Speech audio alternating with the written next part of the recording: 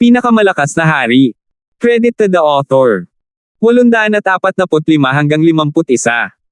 Ang mga pangalan po na nandito ay galing sa mga name generator. Kaya kung meron man pagkakatulad sa mga pangalan ng totoong tao o lugar, ito ay tunay na hindi sinasadya. Bagamat naantig ang puso ni Weston nang maramdaman niya ang aura ng Ancient God Weapon, hindi siya nagpakita ng mga palatandaan ng pagpunta kaagad. Una niyang ipinadala ang balitang ito kay Senior Marshal Brother Hugh at sa babaeng naka-apricot robe. Ang sinaunang armas ng Diyos ay higit na nalampasan ang ating antas. Ang mga nakatadhana ay makakakuha nito, kaya hindi mahalaga kung tayo ay medyo huli na. Hinawakan ni Senior Marshal Brother Hugh ang kanyang fan at ngumiti. Bahagyang tumango din si Weston bilang pagsang-ayon. Kung sila ay mga demigod, tiyak na dumiretso sila para sa Ancient God Weapon, ngunit ang isang kayamanan na masyadong mahalaga ay talagang isang kalamidad. Siyempre, may isa pang dahilan ang madilim na silid ng aklat na kinaroroonan nila ay naglalaman na ng kapalaran. Ang lahat ng mga libro sa silid ng libro ay lumutang sa hangin na parang mga bituin sa kalangitan sa gabi. Ang bawat isa sa mga aklat na ito ay umabot na sa heaven grade, at ang ilan ay umabot pa sa heavenly divine realm.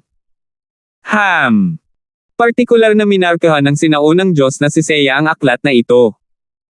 Ang mga henyo ng Sky Suspension Palace ay nahulog sa kanilang sariling maliit na mundo ng libro.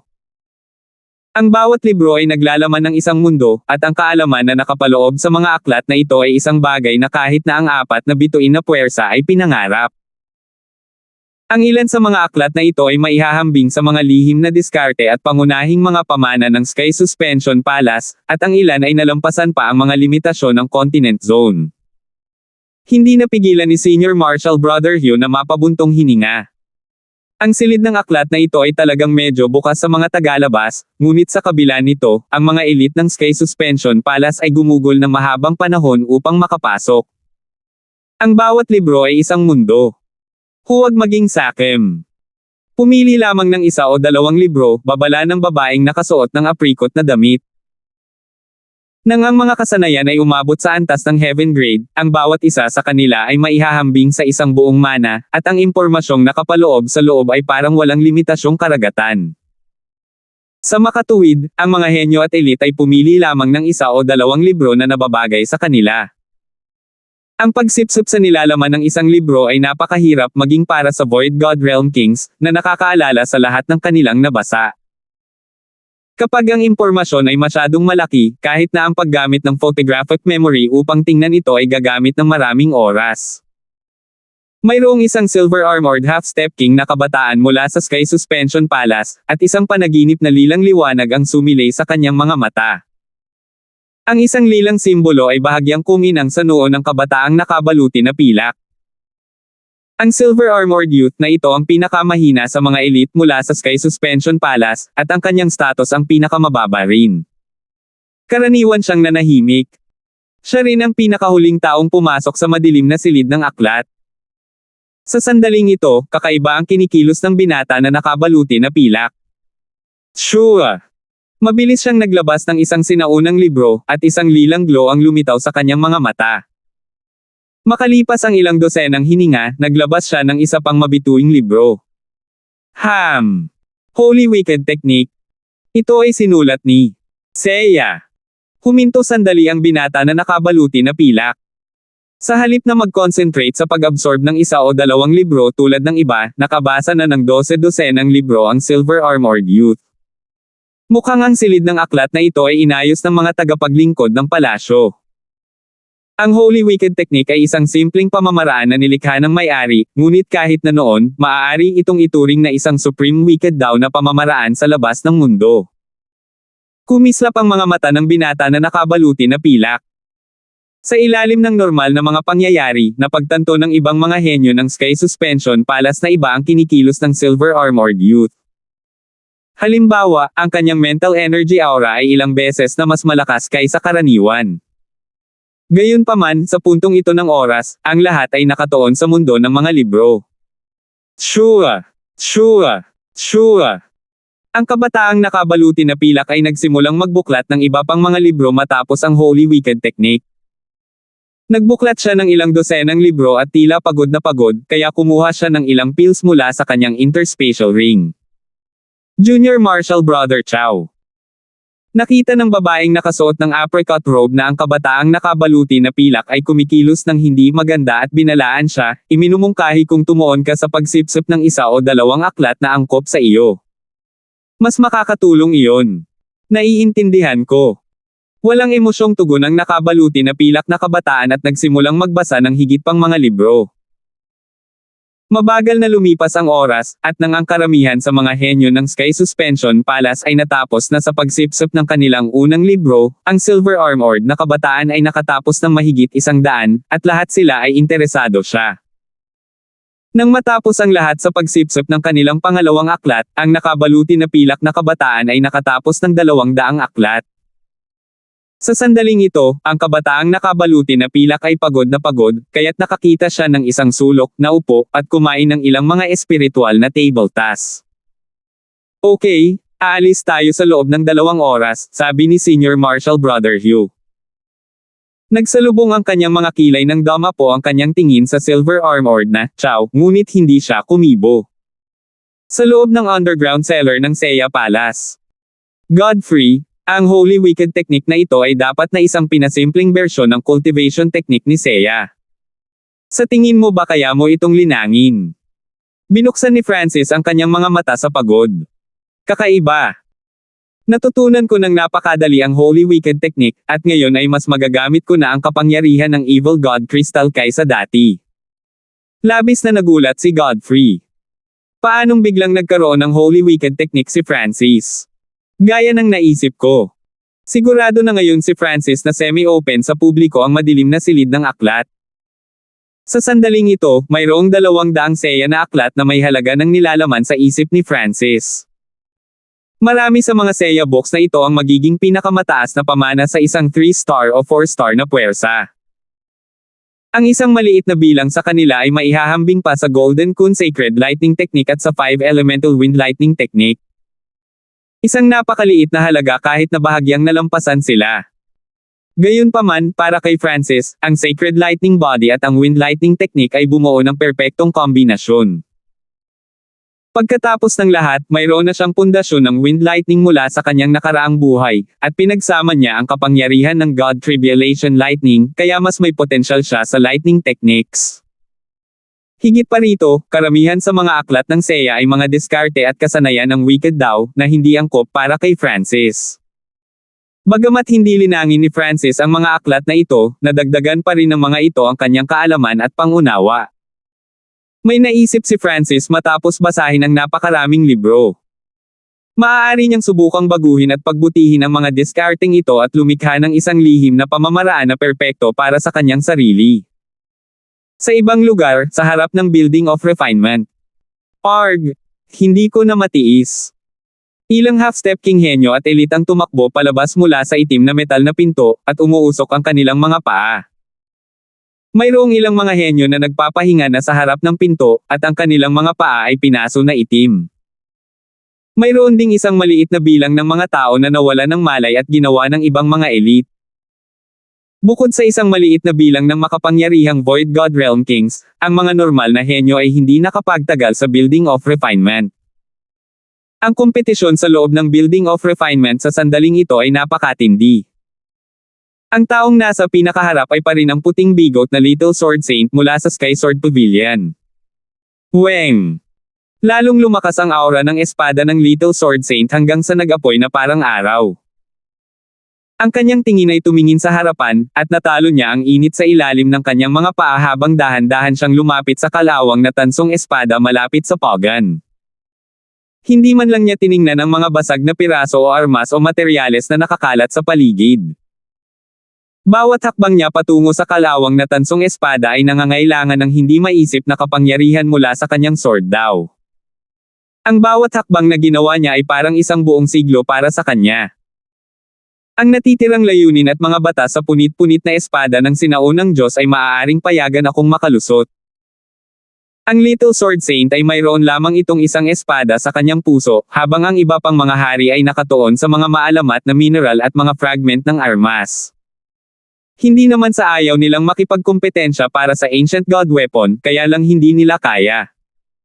Sa gitna ng mga grupo, ang purple-haired demonic duo ay lubhang kapansin-pansin. Shua! Whoosh! Naglaho ang dalawang figurang may kulay ube na buhok at muling lumitaw sa isang sulok. Sa loob ng kalahating araw, ang purple-haired demonic duo ay nakalapit sa furnace ng 2 o 3 beses at nakakuha ng maraming maalamat na materyales at mga piraso ng armas. Para silang isda sa tubig. Purple-haired demonic duo, mamatay. Ang ika-13 prinsipe ay umungal sa galit habang siya ay bumunot ng isang nagniningning na gininto ang espada at nilaslas patungo sa dalawang may kulay ube na figure. Lumakas ang welga na may pinakamataas na kapangyarihan ng Imperial habang ang mga draconic na imahe ay bumaril sa kalangitan.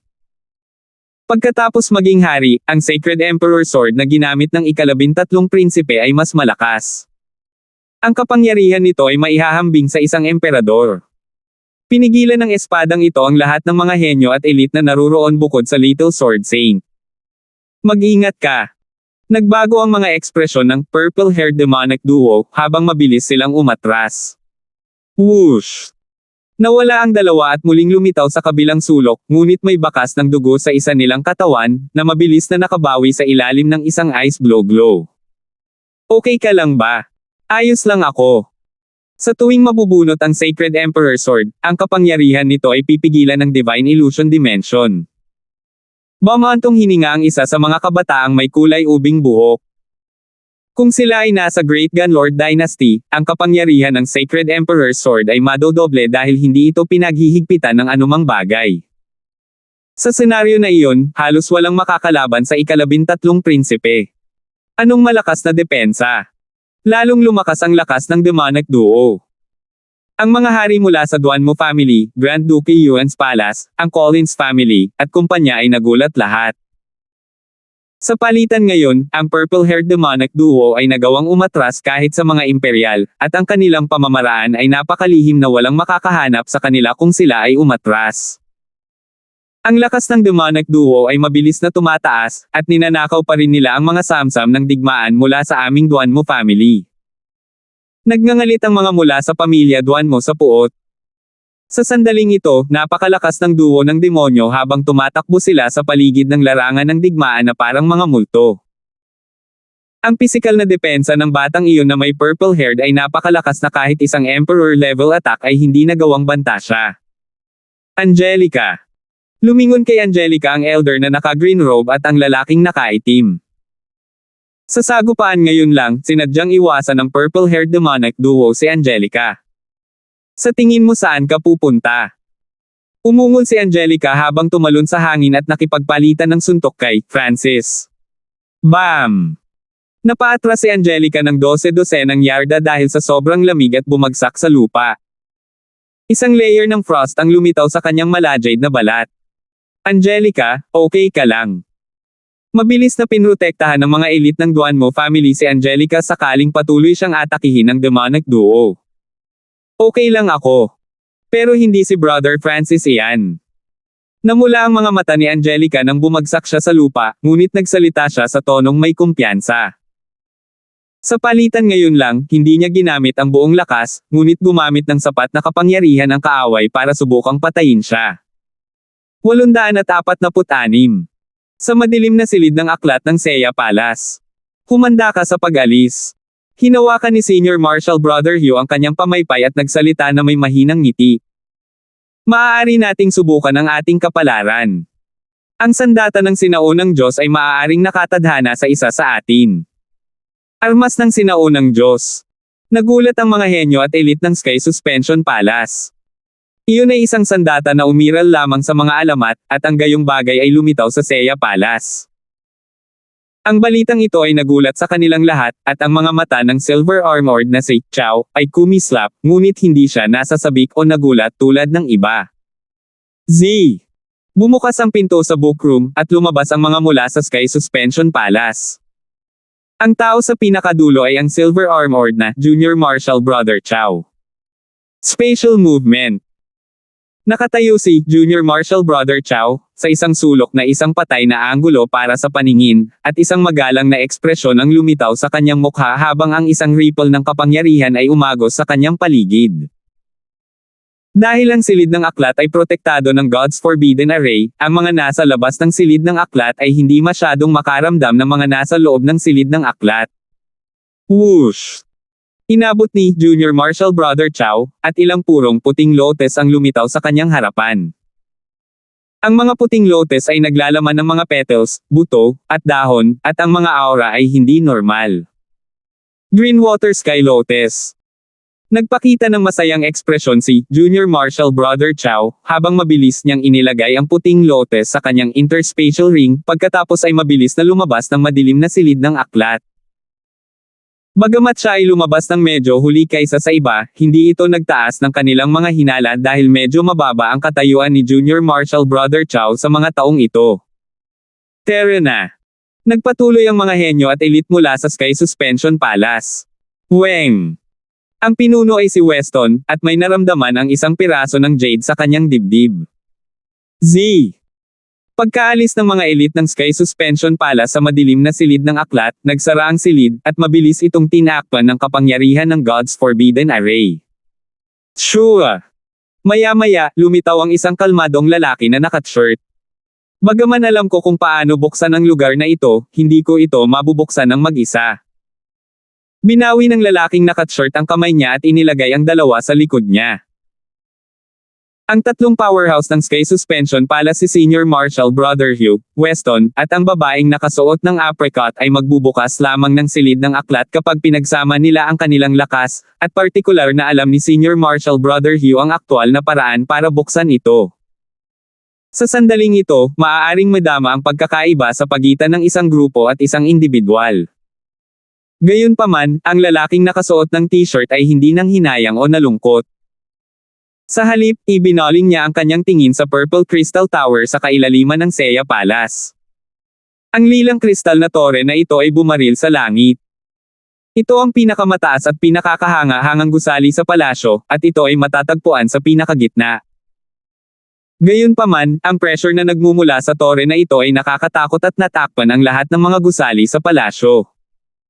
Maging si Kings ay uubo ng dugo kung lalaban sila sa puwersang ito. Seng! Seng! Sa isang iglap, nagsimulang magtungo ang lalaking naka-shirt sa ibang direksyon mula sa Sky Suspension Palace. Maraming kayamanan sa Seiya Palace na natagpuan ng mga henyo mula sa ibang puwersa. Bilang karagdagan, ang mga henyo at elite na pumasok sa Seiya Palace ay maliit na bahagi lamang ng kabuoang halaga. Marami pa rin sa iba pang mga lugar ng Divine Illusion Dimension. Sa loob ng 6 na panig na Building of Refinement, Angelica, ang purple-haired demonic duo na iyon ay sobrang sakam at kasuklam-suklam.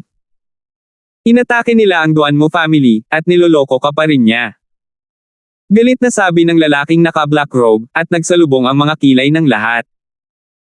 Sa palitan kanina, kitang-kita ng isang tao na ang buhok na lila na si Francis ay inatake si Angelica na may layuning pumatay. Hindi yan si Brother Francis. Ang nakikita ninyo ay isang peking demonic duo. Naging malamig ang boses ni Angelica. Ang kawalan ng paniniwala ng pamilya Duanmo ay nagpalungkot sa kanya, ngunit naroon ang katotohanan. Hindi nagtagal, isang tao mula sa Duanmo family ang namatay at 2 ang malubhang nasugatan ng purple-haired demonic duo. Sinabi ni Angelica na sila ay isang peking demonic duo, ngunit walang naniwala sa kanya. Kung kahit ang mga mula sa pamilya Duanmo ay hindi naniniwala sa kanya, kung gayon bakit ang ibang mga puwersa? Ziziz. Sa ating pinagsamang kapangyarihan, atin ang mundo. Ang 2 lilang buhok na figure ay kumislap sa buong Building of Refinement at pinakanak ang tumatawa ng masama. Ang pinakamalakas na tao ay ang puting bigot na Little Sword Saint, ngunit lubos siyang naakit ng kalawang na tansong espada. Ang 9th Prince, Angelica, at ang kumpanya ay hindi natakot na labanan ang demonic duo, ngunit ang 2 sa kanila ay agad na umalis pagkatapos ng pag-atake ng isang beses, at walang sinuman ang maaaring gumawa ng anuman tungkol sa kanilang pisikal na depensa o sa kanilang mga kasanayan sa pagtakas. Narito na ang Sky Suspension Palace. Mga bulalas mula sa labas ng Building of Refinement. Nang marinig iyon, ang mga Imperial, ang Duanmu family, ang Collins family, at ang kumpanya ay kalahating masaya at kalahating nag-aalala. Masaya sila na nandito ang Sky Suspension Palace dahil naniniwala silang madali nilang makakaharap ang demonic duo. Nag-aalala sila dahil malamang nakukunin ng Sky Suspension Palace ang lahat ng mapagkukunan sa gusali para sa kanilang sarili. Whoosh! Whoosh! Whoosh! 20 o higit pang mga numero ang mabilis na lumapit sa Building of Refinement. Ang grupo mula sa Sky Suspension Palace ay mayroong 5 o 6 na Void God Realm Kings, 3 sa kanila ang nakalusot pagkatapos pumasok sa Divine Illusion Dimension o Seiya Palace. Armas ng sinaunang Diyos. Agad na napuno ng Imperial Intent of an Emperor ang lugar nang si Weston ay pumasok sa pinto. Void God Realm Emperor. Ang kasalukuyang kalahating hakbang na hari at hari ay natigilan ng maramdaman nilang pinipigilan ang kanilang mga kaluluwa. Bukod sa Little Sword Saint, walang makakapantay kay Weston. Whoosh! Sa isang hakbang lang, pumasok si Weston sa kailaliman ng parang crater furnace, at hindi siya masyadong malayo sa Little Sword Saint. Ang Little Sword Saint ay maihahambing lamang o bahagyang mas malakas kaysa kay Weston sa mga tuntunin ng mental na enerhiya at layunin, ngunit sa mga tuntunin ng kabataan, paglilinang, at pangkalahatang kapangyarihan, madaling napigilan ni Weston ang Little Sword Saint. Jang! Siguro dahil sa Emperor Intent na naramdaman nito, ang kalawang na tansong espada sa harap ng hurno ay naglabas ng isang makinang na sinag ng sword light, at isang malamig na sword intent ang agad na napuno ng Building of Refinement at naging sanhi ng pagkagulo ng buong furnace. Wow! Wow! Flop! Ang kapangyarihan ng sandata ng sinaunang Diyos ay nasugatan ang maraming mga henyo, na naging sanhi ng ilan sa kanila na umubo ng dugo at nahimatay. Ang tunog ng pag-aaway ng metal ay tumunog nang lumitaw ang dalawang aura na hindi hihigit sa kalawang na tansong espada. Isang sunset red curved blade at isang itim, bingot na palakol ang nagising mula sa tumpok ng mga kalapit na sira-sirang armas sa tabi ng pagan. Ang aura ng dalawang sandata na iyon ay mas kumpleto at mas malapit sa mga sandata ng sinaunang Diyos. Substandard na sandata ng Diyos. Kumislap ang mga mata ni Senior Marshal Brother Hugh. Substandard na mga sandata ng Diyos. Nanginig ang lahat ng puso ng mga henyo. Kahit na ito ay nasira, ang isang sinaunang Diyos na sandata ay napakalakas para sa kanila. Sila ay mga maalamat na bagay. Gayunpaman, ang mga substandard na sandata ng Diyos ay mas mahusay para sa kasalukuyang mga henyo at elite dahil ang kahirapan sa pagkuha ng mga ito ay magiging mas mababa. Lumitaw ang pag-asa sa mga mata ng 3 imperial na prinsipe. Sa Lord Dynasty, ang substandard na mga sandata ng Diyos ay isang ipinagbabawal na antas ng kapangyarihan na maaaring yumanig at magbago sa sitwasyon ng imperial na pamilya at ng buong mundo ng paglilinang. Sa sandaling ito, 2 medyo kumpletong substandard na sandata ng Diyos ang lumitaw sa harap ng pagan. Ang isa ay isang hubog na talam. Kahit medyo nakabaluktot ang talam, hindi naman masyadong nasira. May ilang butas sa bingot na palakol. Sino ang nakakaalam kung anong uri ng labanan ang pinagdaanan ng 2 substandard na sandata ng Diyos na ito para sila ay mapinsala? Weng Jiang. Ang 3 walang kapantay na sandata ang kalawang na tansong espada, ang hubog na talam, at ang bingot na palakol lahat ay naglabas ng isang malakas na puwersa na tumawid sa buong lugar. Sa sandaling ito, lumitaw ang mga nakakatakot na tanawin sa Building of Refinement. Pumasok sila sa kaluluwa at may kakayahang guluhin ang katotohanan at espasyo mismo. Ang malabong mga imahe na ipinatawag ng sinaunang Diyos na sandata at ang substandard na mga sandata ng Diyos ay parang mga larawan mula sa isang munting mundo. Teng! Teng! Teng! Maging ang ilang hari ay napaatras ng puwersang ito. Sino man na hindi isang hari, umatras. Si Senior Marshal Brother Hugh ang unang nagbigay ng utos. Half-step Kings, umatras mula sa Building of Refinement sa ngayon. Nagutos din ang Great Gun Imperials. Sa sandaling ito, nagising ang 3 walang kapantay na sandata, at ang aura na hindi nila sinasadya ay maaaring pumatay sa lahat ng mga anyo ng buhay sa ibaba ng antas ng hari. Tanging ang mga Void God Realm Kings lang ang nakatiis sa kanila. Sa mga tagalabas, ang Sky Suspension Palace at ang mga Imperial ay may karamihan sa Void God Realms. Ang Sky Suspension Palace ay mayroong 6 na Void God Realm, kabilang ang isang Void God Realm Emperor. Ang Great Gun Imperials ay may 3 prinsipe, si Cedric, ang Kulubot na Elder, at isang bagong hari para sa kabuoang 6 na Void God Realms din.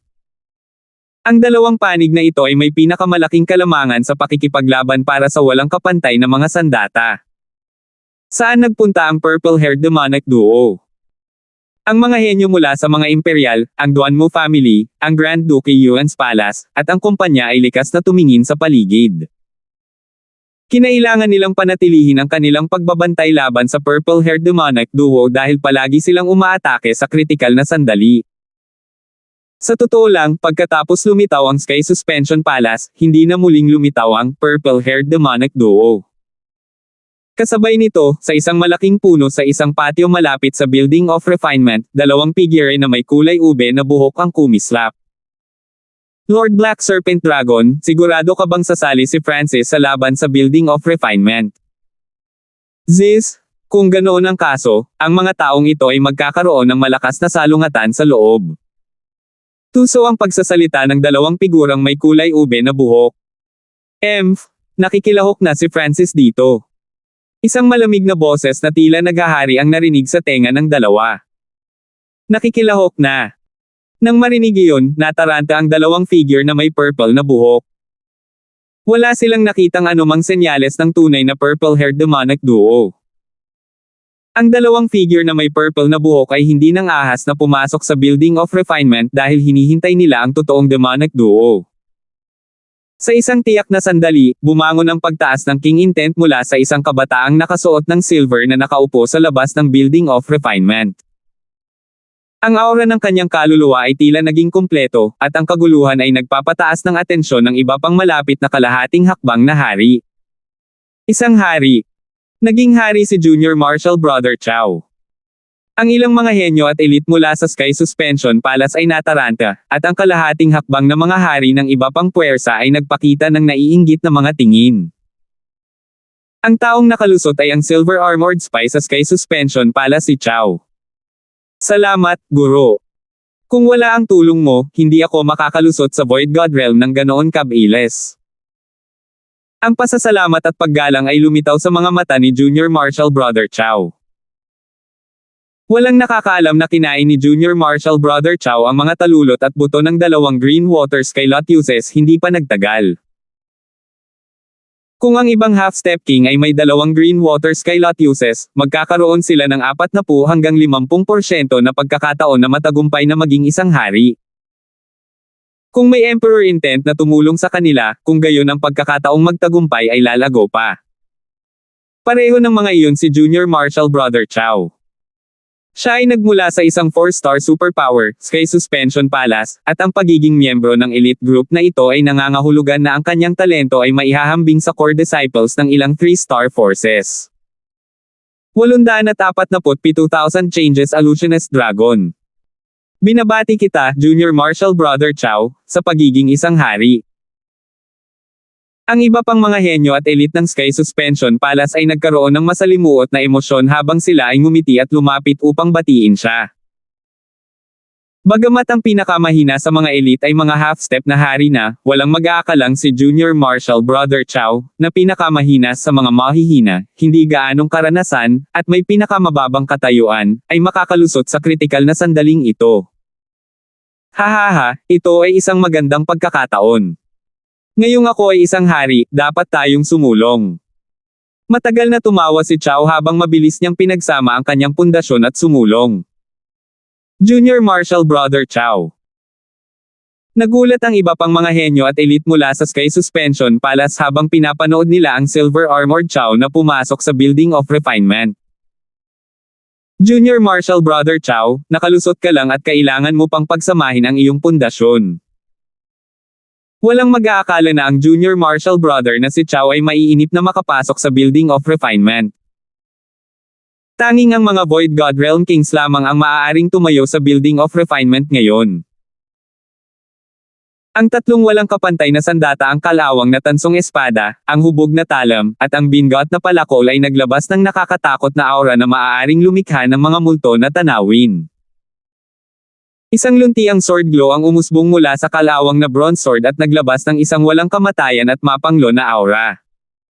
Sa tuwing umuugong ito, tila umiikot ang espasyo.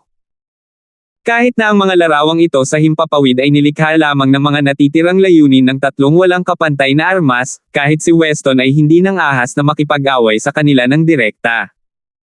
Nakakatakot na aura at mga tanawin. Naramdaman ni Junior Marshal Brother Chow na huminto ang kanyang paghinga pagkatapos pumasok sa Building of Refinement. Nakahanap siya ng ligtas na lugar at tahimik na nanunood ng may pag-iingat. Nasa medyo malayong lugar siya kung saan tutulungan niya ang iba. Naunawaan at tinanggap ng Kings of Sky Suspension Palace ang ginawa ni Junior Marshal Brother Chow. Pagkatapos ng lahat, siya ay nakalusot lamang sa Void God Realm. Bukod sa sandata ng sinaunang Diyos, mayroon ding dalawang substandard na sandata ng Diyos.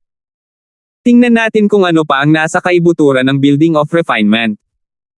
Isang boses ang narinig sa isipan ni Junior Marshal Brother Chow. Naiintindihan, Master. Magalang na sagot ni Junior Marshal Brother Chow habang ini-inspeksyon ang kailaliman ng Building of Refinement.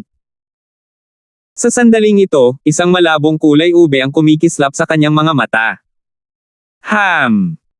Nadama ni Chow na ang kanyang paningin ay naging higit sa 10 beses na mas mahusay, at nagawa niyang mahinang makita ang isang sira-sirang armas stand na gawa sa isang itim na metal. Ito ay matatagpuan sa lampas ng kapansin-pansing mainit na pagan. Mayroong ilang mga slumbering aura sa gutay-gutay na sandata stand na may ilang mga bagay na hindi masyadong kapansin-pansing nakaupo dito. Isang arm guard, shield, 3 palaso, at isang pala. Nagpakita si Francis ng kakaibang hitsura. Ang mga bagay sa sandata stand ay medyo kumpleto, ngunit sila ay tila napaka-normal. Dahil ginagamit niya ang pandaman ni Chow, hindi na kailangan ni Francis na gamitin ang kanyang Eye of Heaven, na nangangailangan ng maraming enerhiya. Maaari niyang tiktikan ng Sky Suspension Palace pati na rin makita kung ano ang nangyayari sa Building of Refinement anumang oras na gusto niya. Bilang isang 4-star power, ang lakas ng Sky Suspension Palace ay kabilang sa pinakamataas, lalo na pagkatapos maging Emperor si Weston. Masasabing ang bawat aksyon at galaw na ginawa ng Sky Suspension Palace ay makakaapekto sa buong balanse sa Seiya Palace. Maiintindihan ito ng isa mula sa katotohanang tumakas ang peking purple-haired demonic duo bago pa man dumating ang grupo ng Sky Suspension Palace. Maging si Francis ay nag-iingat sa Sky Suspension Palace, kaya naman naglagay siya ng especially iya sa grupo mula sa Sky Suspension Palace. Si Chow ang huling pumasok sa madilim na silid ng aklat, at ginamit ng Eye of Heaven ni Francis ang pagkakataong iyon para lagyan siya ng Dark Heart Seal. Si Chow ay isang half-step king pa lang noon, kaya wala siyang pagkakataon laban sa Eye of Heaven ni Francis. Ang Dark Heart Seal ni Francis ay mas maganda pa kaysa dati. Noong nakaraan, lilimitahan ng Dark Heart Seal ang potensyal ng target kapag ginamit niya ito, ngunit pagkatapos ng Pursuit of Death at ang kanyang muling paglilinang, sinimulan ni Francis na gawing perpekto ang Dark Heart Seal. Ang paghihigpit sa potensyal ay hindi kasing lakas ng dati. Tinulungan pa ni Francis si Chow na makapasok sa Void God Realm, na nagresulta sa kasalukuyang sitwasyon. Sa sandaling ito, maaaring ibahagi ni Francis ang paningin ni Chow sa loob ng Building of Refinement. Gamit ang kanyang ngayon perpektong bersyon ng Dark Heart Seal, maaari pa ngang ipadala ni Francis ang ilan sa kanyang kapangyarihan sa Eye Bloodline at gamitin ang bahagi ng mga kakayahan ng God's Spiritual Eye. Siyempre, ang paglipat ng enerhiya na ito ay nangangahulugan na ang ilan sa mga kakayahan ng espiritual na mata ng Diyos ay mawawala sa proseso, ngunit ito ay sapat na upang pangasiwaan ang karamihan sa mga sitwasyon. Si Francis ay direktang nakialam sa laban kahit na wala siya sa Building of Refinement. Francis, kailan tayo kikilos? Medyo naiinip si Godfrey. Matagal na niyang nililinang ang Holy Wicked Technique at ngayon ay magagamit na niya ang kapangyarihan ng Evil God Crystal ng mas mahusay kaysa dati. Ang kanyang cultivation ay nasa huling yugto ng Void God Realm, ngunit ang kanyang True Yuan ay mas malakas kaysa sa iba sa parehong cultivation dahil sa Evil God Crystal na sumanib sa kanyang True Yuan. Panahon na. Pumikit si Francis at tumingin kay Chow. Ang underground cellar na kinaroroonan ng duo ay hindi masyadong malayo sa Building of Refinement. Meow meow. Ang maliit na paws ang magnanakaw ay biglang naghagis ng ilang lumang tansong barya na naging sanhi ng pagkalabog ng mga ito. Okay. Tumango si Francis. Meow. Sa isang kislap ng pilak at kulay abo, nawala ang maliit na paws ang magnanakaw mula sa underground cellar. Sa isang malaking puno malapit sa Building of Refinement. Bakit hindi pa kumikilos ang purple-haired demonic duo? Naiinip na ang dalawang figure na may purple na buhok. Matagumpay nilang nagawang saktan ang lahat ng tao sa pagkukunwari ng purple-haired demonic duo, kaya, hanggat lumitaw ang tunay na purple-haired demonic duo, magkakaroon ng kaguluhan sa mga tao. Gayunpaman, ang purple-haired demonic duo ay hindi pa lumitaw kahit na pagkatapos ng mahabang panahon. Nagawa ng tunay na purple-haired demonic duo na maalis ang aking marks of destruction, ngunit may isang tao na kinokontrol ng purple-haired demonic duo na nasa loob ko, ang malamig na boses ng Black Serpent Dragon ay tumunog ng wala saan. Ano? Nakuha ng dalawang brats na iyon ang kanilang marks of destruction. Malaki ang pagbabago sa mga ekspresyon ng dalawang figure na may purple na buhok, at hindi nila maiwasang mag-isip dahil sa gulat, kung ang purple-haired demonic duo ay may paraan para maalis ang mark of destruction, magagawa rin ba natin ito? May paraan, at kung kinakailangan, makikipagtambalan pa sila sa purple-haired demonic duo. Lalo pang lumakas ang marks of destruction sa inyong dalawa. Kahit isang demigod ay mahihirapang lutisin ang mga ito. Ang mga salita ng Black Serpent Dragon ay bumasag sa kanilang mga iniisip, at ang kanilang mga puso ay nanlamig. Mukhang wala na silang daan palabas. Kayong dalawa ay may mga true dragon bloodlines, kaya hindi kita pakikitunguhan ng masama kung matagumpay mong makumplito ang plano. Ang pagiging alipin ng Destruction Dragon Race at gawing manginig ang mundo ay isang kaluwalhatian para sa hindi mabilang na mahina at mahinang karera. Ngumiti ang Black Serpent Dragon. Napakapasensya ng dalawang brats na yon. Kailangan ba nating pumasok sa Building of Refinement under a new identity? Iminungkahi ng may purple na buhok na kamukha ni Francis. Tama. Sa pamamagitan ng mga pandaman nitong Chow, nakakita ako ng isang napakakapakipakinabang at kumpletong substandard na sandata ng Diyos ang Misty Spatial World, sabi ng Black Serpent Dragon sa malalim na tono. Substandard na sandata ng Diyos, Misty Spatial World. Nanginig ang puso ng dalawang taong may kulay ube na buhok nang marinig nila ito. Narinig na nila ang maalamat na bagay na kilala bilang isang substandard na sandata ng Diyos. Ang Misty Spatial World ay isang support type na armas, at ang mahalagang bahagi ay wala itong mataas na kinakailangan ng user. Magagamit mo ito hanggat nakuha mo ito. Ang Black Serpent Dragon ay huminto sandali. Illusionist Dragon, dali. Naging seryoso ang ekspresyon ng iba pang binatilyo na may kulay lila. Whoosh! Ang kabataang kamukha ni Godfrey ay nagwagayway ng kanyang kamay. Sure! Sa isang iglap, ang peking purple-haired demonic duo ay naging dalawang hindi tao na lalaki. Ang isa ay isang matangkad na lalaki na may asul na kaliskis ang Blue Serpent King, si Jack. Ang iba pang hindi tao na lalaki ay may isang pares ng mga sungay at beady green na mga mata. Dark green ang balat niya. Lumipat. Sa isang iglap, sina Jack at beady green eyes ay naging isang kabataan na nakaasul na damit at isang babae na naka-green na damit. Ang aura ng batang babae na nakasuot ng berdeng damit ay sobrang kaaya-aya at eleganteng, at pareho silang nasa Void God Realm. Gaya ng inaasahan sa henyo na nasa ika-10 na ranggo sa Imperial Genius Ranking. Napakalakas ng iyong 1,000 Changes Illusionist Dragon Bloodline. Ang kabataang nakaasul na damit ay tumango sa kanyang ulo bilang kasiyahan. Ang beady green eyes ay may bloodline ng 1,000 Changes Illusionist Dragon, na maaaring gumaya at magbago ayon sa kapaligiran. Maaaring gayahin ng 1,000 Changes Illusionist Dragon ang anumang nakikita nito, kabilang ang mga bagay na may buhay at walang buhay, gaya ng mga bato, damo, at mga bangkay ng insekto. Siyempre, ang imitasyon ay isang imahe lamang. Hindi talaga sila naging bagay na iyon at nakuha ang mga kakayahan nito.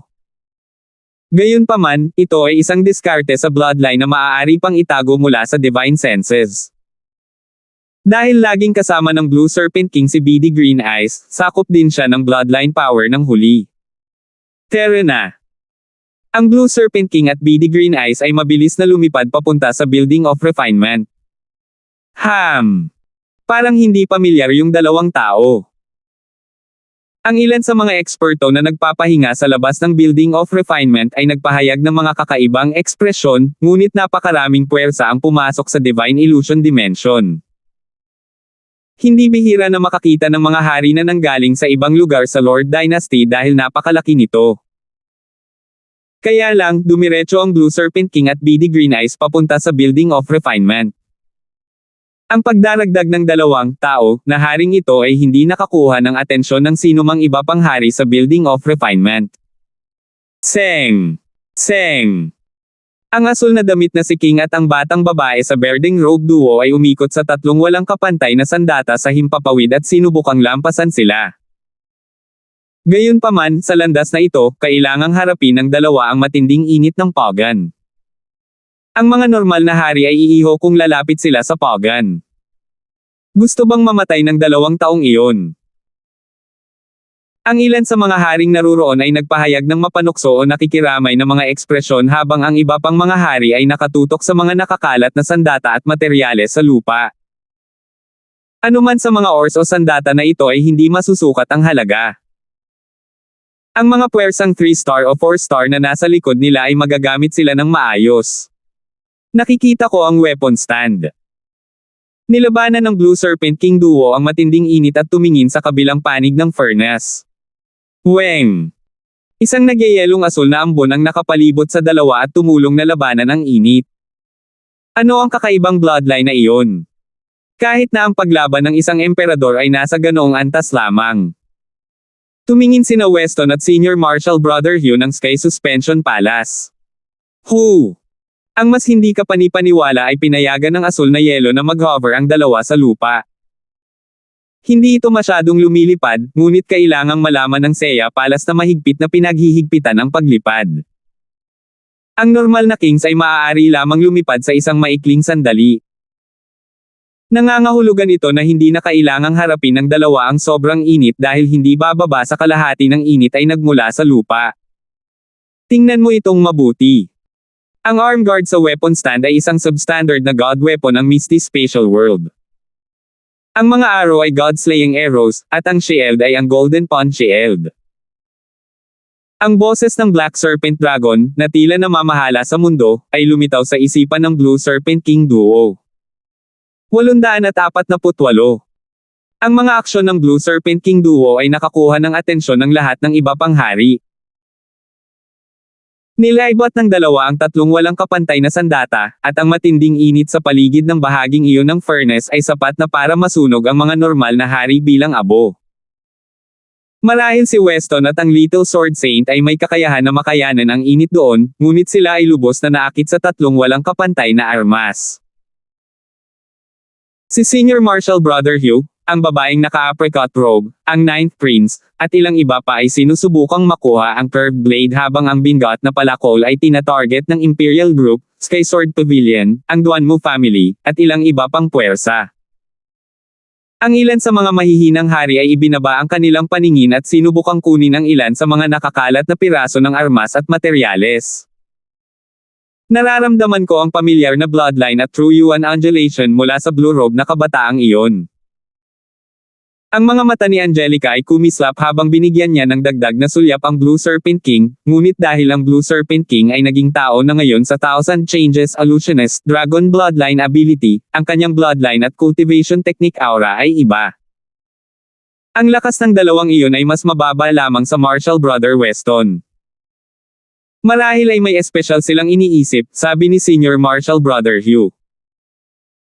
Bumigay siya sa hubog na talon at nilapitan ng Blue Serpent Dragon Duo habang ang isang misteryosong apoy ay kumikinang sa paligid niya. Ang Senior Marshal Brother na si Hugh ay likas na nadama na ang dalawang ito ay kainahinala o may isang uri ng lihim. Mukhang naghihinala sa atin ang Hugh na iyon. Karapat-dapat nga siyang maging utak ng Sky Suspension Palace. Pribadong mensahe ni BD Green Eyes. Talagang medyo mahirap, ngunit siya lamang ay hindi sapat upang banta tayo. Walang emosyon ang ekspresyon ng Blue Serpent King. Ang tanging talagang pinag-iingat niya sa 6 na panig na Building of Refinement ay si Weston at ang Little Sword Saint. Pagkatapos noon ay dumating si Angelica mula sa Duanmo family. Angelica, sa iyong lakas, maaari kang makakuha ng isang substandard na sandata ng Diyos para sa pamilya Duanmo, iminungkahi ng elder na may berdeng damit. Bagamat ang pamilya Duanmo ay may 3 hari, ang isa lamang na talagang kapaki-pakinabang ay si Angelica. Ang matanda na nakasuot ng berdeng damit ay nilinang ang elemento ng kahoy at sinalungat ng apoy sa loob ng pagan, habang ang isa pang hari ay kakapasok lang at masyadong mahina. Miyaw miyaw. Bago pa makasagot si Angelica, isang kulay pilak na kulay abong bahid ng liwanag ang lumitaw mula sa likuran. Munting pos ang magnanakaw. Tuwang-tuwa si Angelica habang sinulyapan niya ang isang maliit na kulay pilak na kulay abo na pusa na biglang lumitaw sa kanyang balikat. Ang maliit na pos ang magnanakaw ay hindi malayo kay Francis. Dahil lumitaw ang pusa, nangangahulugan iyon na si Francis mismo ay hindi malayo. Ang ilan sa mga kalapit na hari ay nagpahayag ng mga kakaibang ekspresyon habang sila ay tumingin. Miyaw miyaw. Ikinaway ng maliit na pos ang magnanakaw ang mga paa nito. Ibig mong sabihin. Alam ni Angelica ang sinasabi ng maliit na pos ang magnanakaw at hindi niya maiwasang lumingon sa direksyon ng Blue Serpent King duo. Isang layer ng purple na liwanag pagkatapos ay nagsimulang lumiwanag sa kanyang katawan habang kinuha niya ang maliit na pos ang magnanakaw at hinabol ang Blue Serpent King duo. Angelica. Nagbago ang ekspresyon ng matanda na nakasuot ng berde. Ang lugar kung saan matatagpuan ang Blue Serpent King at Green Beady Eyes ay sobrang init. Maging ang mga emperador ay mag-iingat sa init. Whoosh! Kasabay nito, ang apoy sa paligid ng Senior Marshal Brother Hugh ay nagpapahintulot sa kanya na lumutang sa hangin at hindi dumampi sa lupa gamit ang kanyang mga paa. Malapit na tayo. Ang substandard na mga sandata ng Diyos. Misty Spatial World, God-Slaying Arrows, Golden Pond Shield. Tumaas ang tibok ng puso ng Blue Serpent King at Green Beady Eyes habang nakalok ang kanilang mga tingin sa arm guard na si Misty Spatial World. Ang substandard God level na Misty Spatial World ay maaaring gamitin kaagad hanggat nakuha nila ito, na maaaring tumaas ng husto ang kanilang lakas sa isang iglap. Kung ikukumpara, ang God-Slaying Arrows, ang Golden Pond Shield, at ang Spade ay hindi gaanong nagamit ng duo. Gayunpaman, ang gutay-gutay na sandata stand ay matatagpuan sa kabilang bahagi ng bunganga, at ang init ay lumakas ng lumakas ang isa.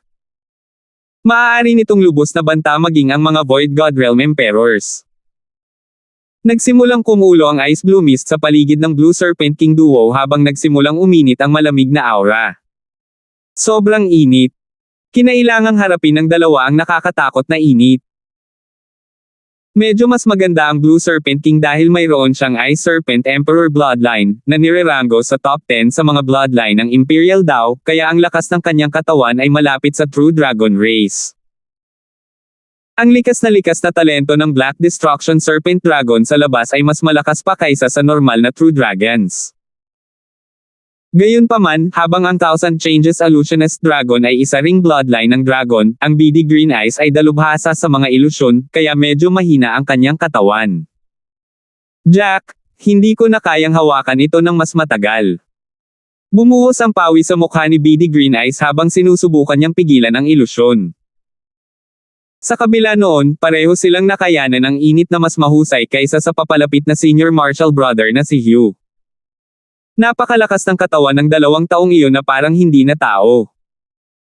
Naging matalas ang mga mata ni Senior Marshal Brother Hugh.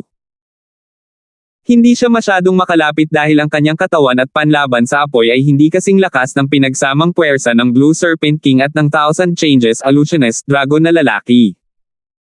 Angelica, dapat tayong magtulungan. Tiyak na hindi normal ang mga gamit sa weapon stand na iyon, pribado ang mensahe ni Senior Marshal Brother Hugh at handang salakayin ang Blue Serpent King at ang Thousand Changes Illusionist Dragon na lalaki. Okay. Sumangayon si Angelica at napanatili ang isang tiyak na distansya. Nagsalubong ang mga kilay niya dahil sa init. Panatilihin ang ilusyon. Ang Blue Serpent King ay biglang sumulong ng ilang yarda at kinailangang harapin ang init na kahit ang mga normal na emperor ay hindi makayanan. Sa sandaling ito, lumitaw ang mga asul na kaliskis sa ilalim ng ambon na asul na yelo at nagbigay ng nakakatakot na lamig na kabilang sa linya ng dugo ng Ice Serpent Emperor. Kung hindi dahil sa tinakpan siya ng beady green eyes, ang kapangyarihan ng bloodline ng Blue Serpent King ay mabigla sa lahat ng naruroon. Sa isang iglap, sapat na ang lakas ng labanan ng Blue Serpent King para hamanin ang mga emperador. Sa pamamagitan ng pag-asa sa kanyang katawan, bloodline, at heat resistance, siya ay medyo mas malakas kaysa sa mga normal na emperor. Halika! Inabot ng Blue Serpent King, at isang Ice Blue Dragon Tendon ang bumaril. Baguhin! Mabilis na ikinaway ni Beady Green Eyes ang kanyang kamay at ginawang Scarlet Golden Chain ang Dragon Tendon. Sandali lang. Nagningning ang mga mata ni Senior Marshal Brother Hugh. Ang iskarlate gintong tanikala na iyon ay naglalabas ng mahinang pag-alo ng yelo. Ding! Ang Ice Blue Crystal Dragon Tendon na bumaril mula sa Blue Serpent King ay dumapo sa arm guard sa weapon stand. Substandard na sandata ng Diyos Misty Spatial World. Bumilis ang tibok ng puso ng Blue Serpent King at Beady Green Eyes, marahil dahil ito na lang ang pagkakataon nilang makuha ito bago sila inihaw ng furnace. Gayunpaman, sa sandaling ito, nangyari ang hindi inaasahan. Meow! Sa isang flash ng pilak at kulay abo, isang maliit na pusa ang dumapo sa Ice Blue Crystal Dragon Tendon na umaabot mula sa Blue Serpent King. Siyempre, sa mata ng lahat na nanunood, isa itong Scarlet Golden Chain, hindi Dragon Tendon. Munting pas ang magnanakaw. Ang ekspresyon ni Angelica ay kapansin-pansing nagbago habang siya ay bumulalas. Ang Ice Blue Crystal Tendon ay mas malapit pa sa init kaysa sa Blue Serpent King. Kahit si Angelica ay hindi maglakas loob na humakbang sa ganoong kalapit. Shoo! Nagsimulang tumaas ang singaw at mainit na hangin sa sandaling dumapo ang maliit na pas ang magnanakaw sa asul na kristal na litid ng dragon. Sa normal na mga kalagayan, ang sobrang lamig ng Ice Blue Crystal Dragon Tendon ay bubuo ng isang layer ng hamog na nagyelo sa ibabaw nito at gagawing ice cat ang maliit na magnanakaw na pusa, ngunit sa ngayon, ang init ng kapaligiran na naruroon ay higit na nalampasan ang lamig ng Dragon Tendon. Nangangahulugan ito na ang maliit na pas ang magnanakaw ay may isang layer ng proteksyon. Meow meow! Ang maitim na gintong kadena sa leeg ng maliit na magnanakaw na pusa ay naging isang maliksi na maitim na gininto ang dragon na letigo ng ahas at binaril patungo sa kabilang panig ng kinatatayuan ng armas. Mangyaring huwag gumawa ng anumang bagay. Ang puso ng Blue Serpent King ay tumaas sa kanyang lalamunan habang siya ay nagdarasal. Kung pipigilan sila ng maliit na pas ang magnanakaw, mabibigo ang perpektong plano ng Blue Serpent King na nangangahulugang mapapalampas niya ang Misty Spatial World. Kapag nabigo siya, kailangan niyang bumalik sa labas para magpahinga dahil hindi niya kayang tiisin ang init. Munting pusa, pakiusap. Huwag kang gumawa ng anuman. Nagsimula na ring pagpawisan ang Beady Green Eyes, ngunit sa kabutihang palad, ang maliit na pas ang magnanakaw ay walang nagawa para pigilan sila matapos mapunta sa Dragon Tendon, at hindi rin ito pinupuntirya ang arm guard na si Misty Spatial World. Meow! Ang maitim na gininto ang Dragon Snake Whip ng maliit na magnanakaw na pusa ay perpektong dumapo sa isa sa mga item. Nagulat si Beady Green Eyes, at ang papalapit na Senior Marshal Brother Hugh. Ang bagay na ibinalot ng letigo ng maliit na magnanakaw na pusa ay ang kakaibang pala. Ang aura ng pala na ito ang pinakatahimik, at wala itong aura ng substandard na sandata ng Diyos. Tagumpay! Tuwang-tuwa ang Blue Serpent King habang hinihila niya pabalik ang litid ng dragon kasama ang arm guard.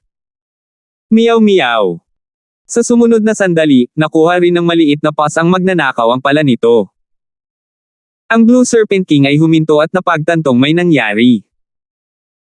Ginamit ng pasang iyon ang kadena ng kabataang nakasuot ng asul na damit bilang isang lugar upang tumayo para sa proteksyon mula sa init upang makakuha ito ng isang bagay. Napakakulay ng ekspresyon ni Senior Marshal Brother Hugh, at hindi niya maiwasang magsaya ng palihim sa paggamit ng pasang ito ng puwersa ng iba.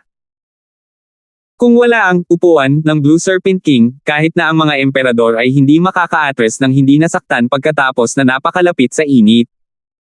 Damit, ginamit ako ng pasang ito. Namula ang mukha ng Blue Serpent King nang maunawaan niya ang nangyari, ngunit hindi na niya nakayanan ang init. Meow! Sa isang flash ng silver gray na liwanag, nawala ang maliit na pusa. Umalis. Nagsama-sama ang Blue Serpent King at beady green eyes, ngunit bigla silang inatake nina Angelica at Senior Marshal Brother Hugh. Blue Serpent King, Thousand Changes Illusionist Dragon, bumalik ka dito. Umungol si Senior Marshal Brother Hugh, at nanginginig ang puso ng duo ng Blue Serpent King habang kapansin-pansing nagbago ang kanilang mga ekspresyon. Nakita ni Senior Marshal Brother Hugh ang kanilang pagkakakilanlan. Hehe, kayong dalawa talaga. Tigilan ninyo itong dalawang magnanakaw na hindi tao. Si Senior Marshal Brother Hugh ay may mapaglarong ekspresyon, habang napuno ng galit at sorpresa ang Blue Serpent King duo. Nilinlang sila ni Senior Marshal Brother Hugh. Halatang hula lang niya ang mga identity nila. Bastos ka. Ang Blue Serpent King ay umungal sa galit habang siya ay lumundag sa hangin, at isang blue-scaled dragon claw ang nagpatawag ng alon ng nagyayelong ulan na tumakip kay Senior Marshal Brother Hugh. Mystic Machine Fire Shield. Umatras si Senior Marshal Brother Hugh habang bumubuo siya ng formation gamit ang kanyang mga kamay at lumikha ng nagliliyab na harang na gawa sa hindi mabilang na apoy ng tadpole. Weng Hu. Ginamit ng Mystic Machine Fire Shield ang apoy sa paligid ng bunganga upang lumakas, kaya ito ay 2 beses na mas malakas kaysa dati. Ang lihim na pamamaraan ni Senior Marshal Brother Hugh ay nagawang gamitin ang kapangyarihan sa kanilang paligid ng lubos. Boom! Ang malakas na suntok ng Blue Serpent King ay nakapagpa-atres lamang ng ilang hakbang kay Senior Marshal Brother Hugh, at hindi man lang siya nasugatan. Kasabay nito, may sumigaw mula sa kabilang panig habang si Angelica ay nakipagsagupaan sa Thousand Changes Illusionist Dragon. Pumunta ka. Ang imahe ng isang madilim na berdeng ilusyon na dragon ay umungal sa likod ng Thousand Changes Illusionist Dragon. Weng! Ang illusory dragon phantom ay naglabas ng maraming kulay na transparent na ilaw na maaaring tumago sa kaluluwa. Iyon. Gulong-gulo ang isip ni Angelica. Ang ilusyonaryong dragon ay lumikha ng isang malakas na ilusyon na may katulad na epekto sa illusion maze domain ni Francis. Sa sandaling ito, ang sentido ni Angelica ay nabalisa at naging magulo. Angelica, mag-ingat. Ang Thousand Changes Illusionist Dragon ay nasa ika-10 na ranggo sa Imperial Genius Rankings, mas mababa lang kay Weston at sa Blue Serpent King. Umakyat sa lalamunan ng puso ng matanda na nakasuot ng berdeng damit. 849. Angelica, mag-ingat. Ang Thousand Changes Illusionist Dragon ay nasa ika-10 na ranggo sa Imperial Genius Rankings, mas mababa lang kay Weston at sa Blue Serpent King.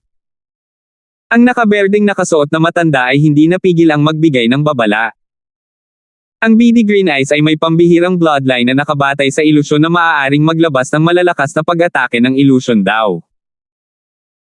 Maaaring sabihin na ang bloodline ng Thousand Changes Illusionist Dragon ay naglalaman ng kakaibang domain ng Tao of Illusion sa sarili nito. Sa palitan ngayon lang, nagambala ang pakiramdam ni Angelica. Ang pag-atake ay naglalaman ng mga ilusyon na nagpaikot-ikot sa paligid at kapaligiran. Ito ang Hanford family. Nanginig ang puso ni Angelica. Napangiti ang nasa harapan niya at nagsimulang maging malabo nang lumitaw ang isang mapagpasyahan at masipag na kabataan. Ang kabataang ito ay ang batang Francis sa kanyang mga alaala. Ang pagbabago ay hindi lamang ang kapaligiran. Si Angelica mismo ay naging isang batang babae. Tila muling nag-replay sa kanyang isipan ang alaala ng isang batang lalaki at babae na nag-sparring sa isa't isa sa looban. Nakipagpalitan ng suntok si Angelica sa batang si Francis sa kanyang tapat. She groaned at umatras ng ilang hakbang. Siya ay dahado. Bagamat hindi masyadong malaki ang pagkakaiba ng lakas sa pagitan nila, ang batang si Francis nakaharap niya ang may kapangyarihan. Hindi lang si Angelica ang nakakita nito. Kahit sa mga mata ng mga nanonood, si Angelica at ang Thousand Changes Illusionist Dragon ay naging isang batang Angelica at Francis. Maging ang paligid ay naging courtyard ng Hanford family mula sa Sunfeather City. Ang lahat ng mga pagbabagong ito ay dulot ng Tao of Illusion na pinaghalo ang katotohanan at mga ilusyon. Angelica. Ang nakaberding nakasuot na elder at kasama mula sa Duanmo family ay hindi napigil ang mapasigaw. Ang direksyon kung saan si Angelica ay pinilit na umatras ay ang direksyon ng nagninangas na bunganga. Kahit na ang isang emperador ay hindi makakaligtas kung sila ay direktang nahulog sa pagan. Pang! Bam! Bam! Ang Thousand Changes Illusionist Dragonman at si Angelica ay nagpalitan ng 12 ng suntok habang ang mga ilusyon ay umiikot sa paligid at binago ang pakiramdam ng lahat. Si Angelica ay itinutulak pabalik sa bunganga ng hakbang-hakbang. Brother Francis. Naging malabo ang mga mata ni Angelica, at nagkaroon siya ng komplikadong ekspresyon habang tila inaalala ang mga alaala ng nakaraan. Mamatay. Malamig na tumawa ang Thousand Changes Illusionist Dragon habang ang isang maraming kulay na alon ng liwanag ay lumundag mula sa kanyang kamao at humampas patungo sa kaakit-akit na mukha ni Angelica. Sa kasamaang palad, hindi mo kaya. Isang malamig na liwanag ang sumilay sa mga mata ng magandang babae na naka-purple. Isang malakas na pag-agos ng layunin ng pagpatay ang lumabas mula sa katawan ni Angelica. Weng! Ang balat ni Angelica ay agad na naging malakristal habang nagbibigay siya ng napakagandang kislap ng lilang liwanag. Ang kapangyarihan mula sa kanyang bloodline ay nagpayanig sa lahat ng mga elite sa loob ng Building of Refinement. Sa sandaling ito, parehong naramdaman ng mga hari at emperador ang kanilang mga diskarte at kapangyarihan na nanginginig. Ang ilan sa mga ito ay nawala pa. Anong nangyayari? Ang emperor level na true yuan sa paligid ng katawan ni Weston ay nagsimulang manginig. Bam! Isang hindi tao na lalaki na may madilim na berdeng ilaw ang itinulak pabalik ng 12 ng yarda gamit ang isang alon ng kamay ni Angelica, at ang dugo ay tumagas mula sa kanyang bibig. Ang mga ilusyon sa paningin ni Angelica ay kumupas. Tulad ng inaasahan sa may-ari ng isang bloodline ng spiritual race. Pinanliitan ng hindi tao na lalaki ang kanyang pares ng BD green na mata habang pinupunasan niya ang dugo sa kanyang bibig, at ginamit niya ang lakas ng kanyang pag-atake upang lumiko sa hangin at makipagkita kay Jack. Sa palitan ngayon lang, ginamit ni Angelica ang natural na inborn power ng kanyang spiritual race bloodline at nagawang saktan ang Thousand Changes Illusionist Dragon, na nasa ika-10 na ranggo sa Imperial Genius Rankings. Siyempre, dahil nilinang ng Thousand Changes Illusionist Dragon ang Tao of Illusions, ang kanyang kakayahang lumaban sa isang labanan ay mas mahina kaysa sa Blue Serpent King, na nasa ika-9 na ranggo. Umalis. Naglaho ang Thousand Changes Illusionist Dragon at ang Blue Serpent King pagkatapos nilang muling magsama. Mabilis, harangan ang pintuan. Iyan ang palihim na kakayahan sa pagtakas ng Thousand Changes Illusionist Dragon. Bahagyang nagbago ang ekspresyon ni Senior Marshal Brother Hugh, at isang pares ng matutulis na puting ilaw ang bumaril mula sa kanyang mga mata, ngunit isang malabong imahe lamang ang kanyang nakikita. Tanging ang mga eye bloodlines na kasing lakas ng Purple Star Eyes ni Jane ang makakalaban sa stealth technique ng Thousand Changes Illusionist Dragon. Sa kasamaang palad, ang Briggs family ay hindi pa nakapasok sa Building of Refinement, at walang ibang tao dito ang may malakas na eye bloodline. Sa katotohanan, ang Thousand Changes Illusionist Dragon ay wala talagang anumang spatial na kakayahan, ngunit maaari siyang lumikha ng ilang mga tanawin at ilang mga aura. Ito ang dahilan kung bakit nagawa nilang magpanggap na purple-haired demonic duo at may sigawa ito ng napakahusay. Ang lakas ng loob mong magpanggap na purple-haired demonic duo. Hindi kita mapapatawad. Lumitaw ang galit sa mukha ni Angelica habang ginagamit niya ang mga senses ng kanyang spiritual race bloodline sa maximum. Nahuli niya ang isang mahinang aura, na pagkatapos ay hinabol niya. Gayunpaman, ang tanging tao lamang na tumutugi sa kanila ay sina Angelica at Senior Marshal Brother Hugh. Hindi man lang makita ng ibang mga hari kung saan nagpunta ang Thousand Changes Illusionist Dragon. Magagawa ni Weston at ng Little Sword Saint, ngunit ang kompetisyon para sa kalawang Bronze Sword ay pumasok na sa mga huling yugto. Isang maliwanag na liwanag ng espada ang nakapalibot sa Little Sword Saint na kasing liwanag ng araw. Isang sword intent na tila nakalimutan ang mga konsepto ng buhay at kamatayan ang lumitaw sa kanyang mga mata. Bawat hakbang niya ay nangangahulugan na hindi niya binibigyang daan ang kanyang sarili. Ang Little Sword Saint ay hindi nagpakita ng mga senyales ng pag-atres kahit nalaban sa malakas na aura ng Ancient God Sword. Jang! Ang kalawang na tansong espada sa himpapawid ay naglabas ng maliwanag na flash ng berdeng sword light sa tabi ng isang sinaunang, malamig na sword intent diretso patungo sa Little Sword Saint. Wow! Ang Little Sword Saint ay nagluwa ng isang bibig ng dugo habang pinalibutan niya ang kanyang sarili ng liwanag ng espada. Senior Sword Saint. Ang malamig na babae na nakaitim na roba mula sa Sky Sword Pavilion ay hindi napigil ang mapabulalas. Kung gusto ng langit na mamatay ako, sana. Umuungal ang Little Sword Saint habang ang makinang na liwanag ng espada sa paligid niya ay nabasag laban sa kalawang na tansong espada. Ang pag-atake na ito ay tila pinutol ang lahat ng kanyang lakas at lakas ng buhay. Naramdaman ng maputing bigot na Little Sword Saint ang kanyang true yuan at life force na nagsimulang malanta. Ang kanyang balat ay naging tuyo at luma. Mula katawan hanggang espada.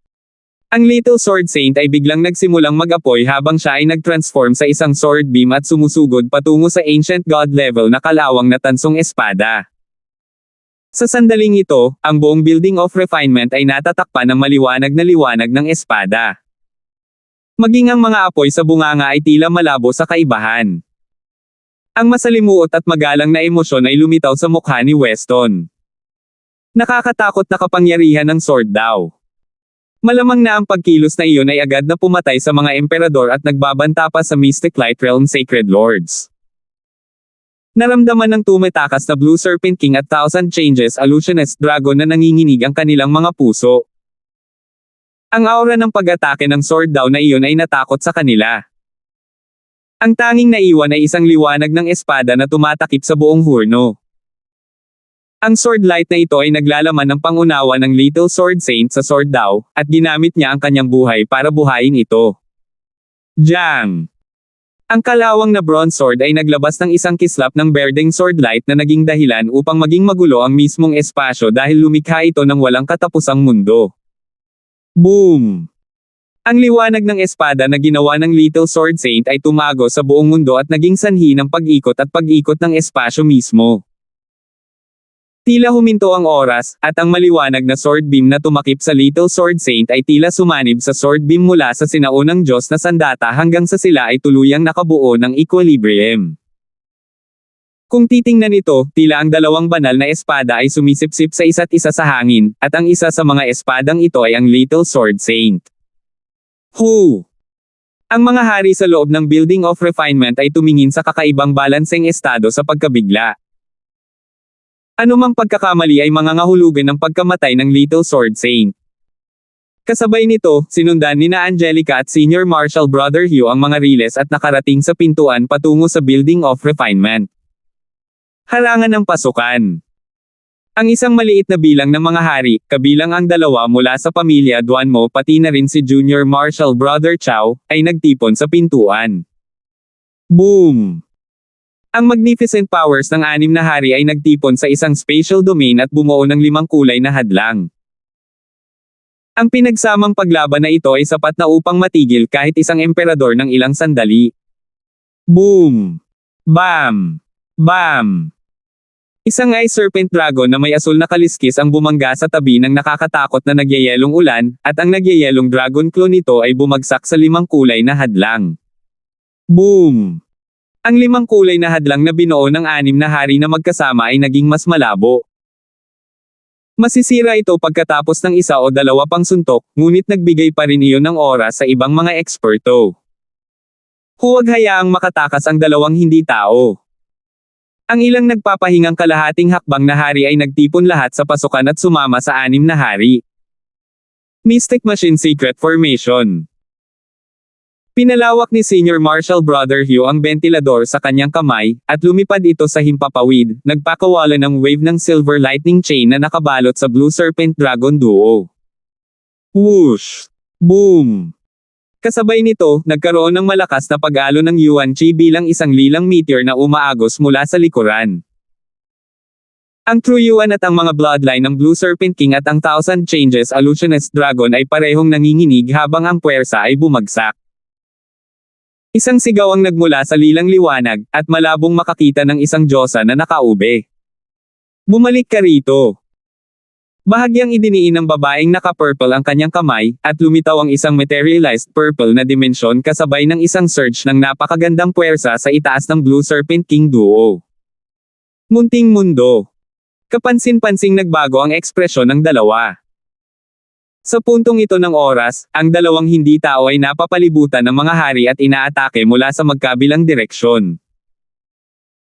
Sina Angelica at Senior Marshal Brother Hugh ay parehong maihahambing sa hindi bababa sa 20 nangunguna sa mga ranggo ng Imperial Genius, at marahil maging ang nangungunang 10. Kapag nadrag nila ang laban na ito, ang Blue Serpent King Duo ay aatakehin ng lahat ng Kings at Half-Step Kings. Nang ang dalawa ay nasa malubhang panganib at napapagod sa pagharap sa mga pag-atake. Retard, gamitin ang kapangyarihan ng substandard na sandata ng Diyos.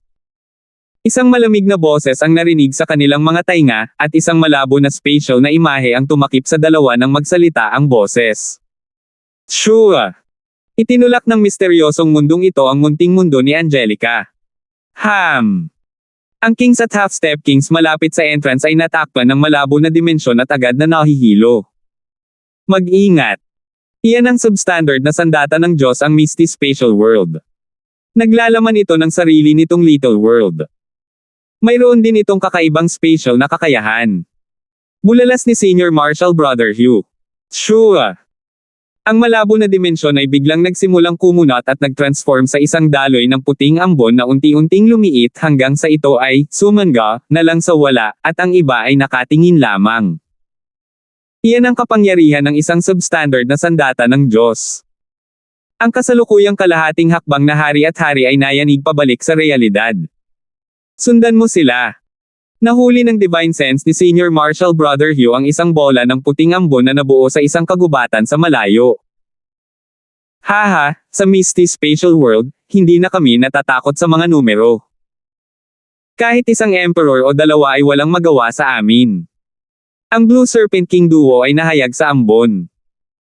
Sila ay may mapang-asar na mga ekspresyon kay Senior Marshal Brother Hugh at sa kumpanyang humahabol sa kanila, at pinag-iisipan pa nila kung dapat ba silang maninangil at lumaban. Gayunpaman, sa sandaling ito, isang tinig ang tumunog mula sa isang malaking puno sa tapat nila. Talagang nakatakas kayong dalawa. Mukhang sulit na maghintay dito. Sino nandyan? Nagulat ang Blue Serpent King at ang kanyang mga kasamahan nang mapasulyap sila sa isang batang may kulay ube na buhok na nakapikit na nakaupo sa isang malaking puno sa tapat nila. 850 pagtingin sa mata ng Diyos. Sa harap ng pasukan sa 6 na panig na Building of Refinement. Ang Blue Serpent King at ang Thousand Changes Illusionist Dragon ay nakakuha ng substandard na sandata ng Diyos, ang Misty Spatial World. Nagawa ng dalawang hindi tao na magnakaw ng substandard na sandata ng Diyos sa ilalim ng ilong ng lahat. Ang 6 na hari at 30 o higit pang kalahating hakbang na hari ay natigilan, at nakaramdam sila ng galit at hiya. Pagkatapos ng lahat ng tao sa loob ng Building of Refinement ay isang elite ng tao, ngunit dalawang hindi tao ang nakatakas kahit na napalibutan silang lahat. Sundan mo sila. Hinabol sila ng ilan sa mga Kings at Half-Step Kings. Sa pinakaharap ay si Angelica at Senior Marshal Brother Hugh. Gayunpaman, sa gitna ng grupo, hindi sila hinabol ni Junior Marshal Brother Chow. Naiintindihan, Master. Tumalikod si Junior Marshal Brother Hugh at bumalik sa Building of Refinement, patuloy na sinusubaybayan ang sitwasyon habang ang mga natitirang Kings at Half-Step na Kings ay sumunod sa duo. Ang mga hari mula sa Duanmo family, ang Collins family, at Grand Duke Yuan's Palace ay lumabas na lahat sa gusali. Sa gitna ng grupo ay isang makapal na kilay na lalaki na dumating kamakailan. Ito ay isang henyo mula sa 3-star Earth Spirit Hall, si Charlie Gu, na nakilala ni Francis dati sa underground na lungsod. 4 na half-step kings lang ang isinama ni Charlie nang pumasok siya sa Seiya Palace, at nang makalapit sila dito, nahuli sila ng Black Destruction Serpent Dragon. Substandard na sandata ng Diyos. Hindi ko inaasahan na lilito ang gayong walang katulad na kayamanan sa Seiya Palace. Tuwang-tuwa si Charlie. Ang makakita lamang ng isang substandard na sandata ng Diyos sa totoong buhay sa isang pagkakataon ay isang panaginip para sa maraming tao. Tingnan natin. Si Charlie ay walang masyadong pag-asa, ngunit mayroon pa ring kaunting pag-asa. Pagkatapos ng lahat, ang mga substandard na sandata ng Diyos at mga sandata ng sinaunang Diyos ay nakuha lamang ng mga nakatakdang magkaroon nito. Seng! Seng! Seng! Si Senior Marshal Brother Hugh, Angelica, at ang iba pang mga hari at kalahating hakbang na hari ay pumunta sa direksyon ng kagubatan. Natuklasan ni Senior Marshal Brother Hugh na huminto ang Blue Serpent King Duo pagkatapos lumitaw sa kagubatan. Sa loob ng kagubatan. Talagang nakatakas kayong dalawa. Mukhang sulit na maghintay dito. Ang sorpresa ay lumitaw sa mga mukha ng Blue Serpent King at Thousand Changes Illusionist Dragon habang nakatingin sila sa may purple-haired na kabataang nakaupo sa isang malaking puno. Gayunpaman, nang makita nila na ang kabataang ito ay isa lamang Great Origin Core Realm, kahit na ang kabataan ay isa sa purple-haired demonic duo, umungal sila sa nakakainsultong tawa. Ang kumpiyansa ng Blue Serpent King Duo ay tumaas ng husto pagkatapos makuha ang substandard god level na Misty Spatial World. Napakaraming eksperto at kaaway ang sinubukang pigilan sila kanina, ngunit nakatakas pa rin sila. Ngayon ay kaharap na lamang nila ang isang nag-iisang kabataan. Nag-iisip pa nga ang Blue Serpent King kung dapat nilang paglaruan ang mga henyo ng tao sa pamamagitan ng pagsasamantala sa Misty Spatial World. Maaari pa nga silang makapag-charge pabalik at makakuha ng isa pang substandard na sandata ng Diyos, o kahit isang armas ng sinaunang Diyos. Purple-haired brat. Nagawa mong maging maswerte noong nakaraan, at ngayon ay pumunta ka kaagad sa amin. Mukhang sa tingin mo ay nabuhay ka na masyadong mahaba, ay tenggal ng Blue Serpent King habang ang kanyang malakas na bloodline ay lumikha ng isang layer ng hamog na nagyelo sa mga puno sa malapit. Bagamat may mga palatandaan na may humahabol pa rin sa kanila, hindi natakot ang Blue Serpent King. Sinulyapan niya ang substandard na sandata ng Diyos sa kanyang braso at nakaramdam ng labis na pagtitiwala.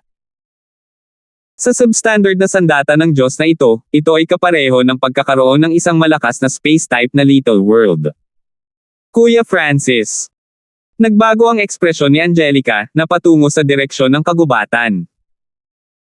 Alam niya kung gaano kakilakilabot ang Blue Serpent King at ang Thousand Changes Illusionist Dragon. Ang kanilang pinagsamang lakas ay madaling makalaban sa maraming hari, at ang pagkuha ng substandard na sandata ng Diyos ay parang pagdaragdag ng mga pakpak sa isang tigre. Si Francis ba iyon?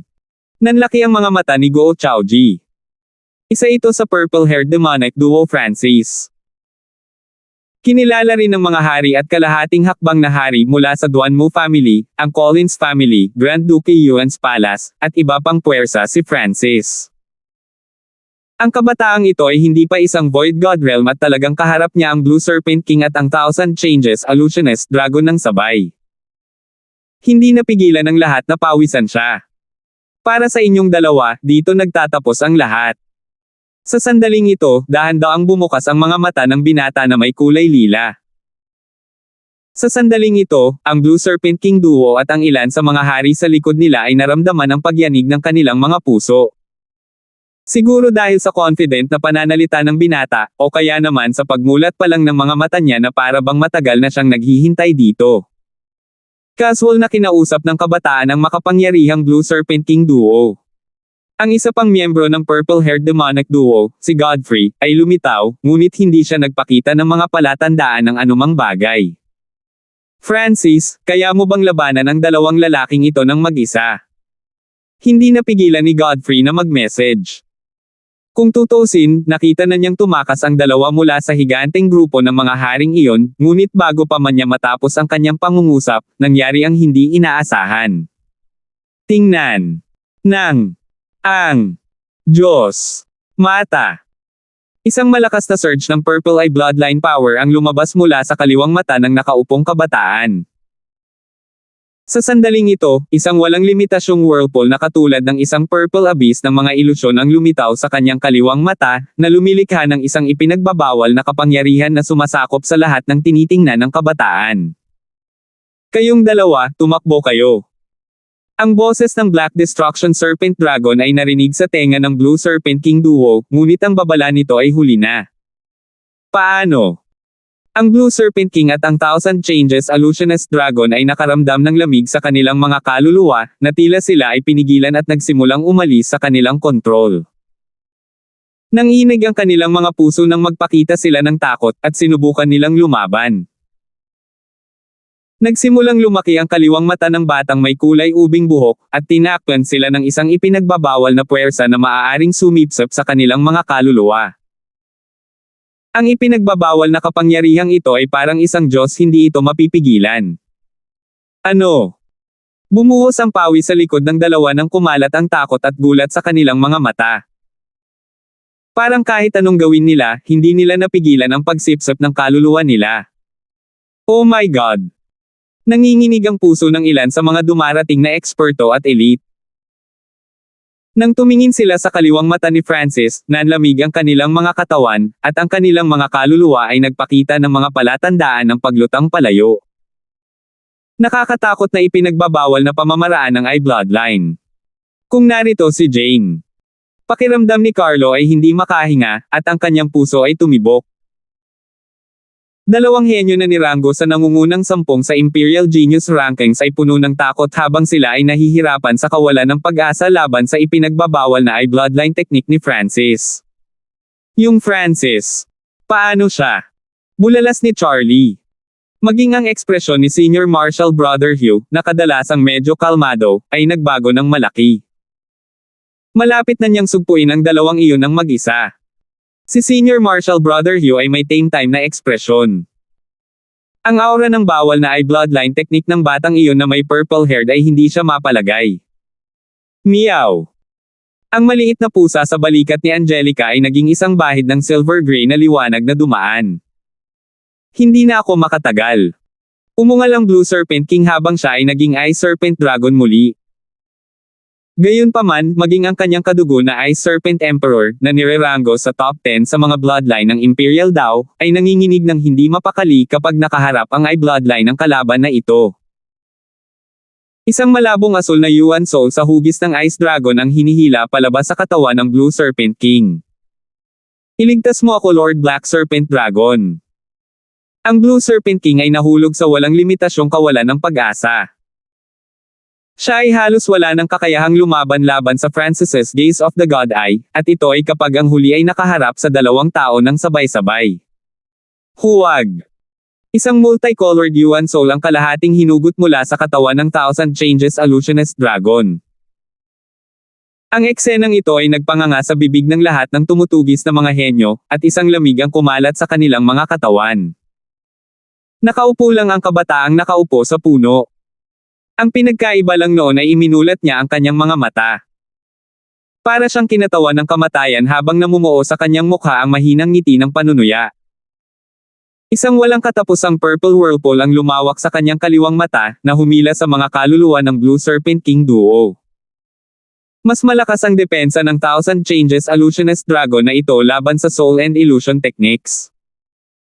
Nagpakita si Francis ng kakaibang tingin habang nakatingin sa ibaba mula sa itaas.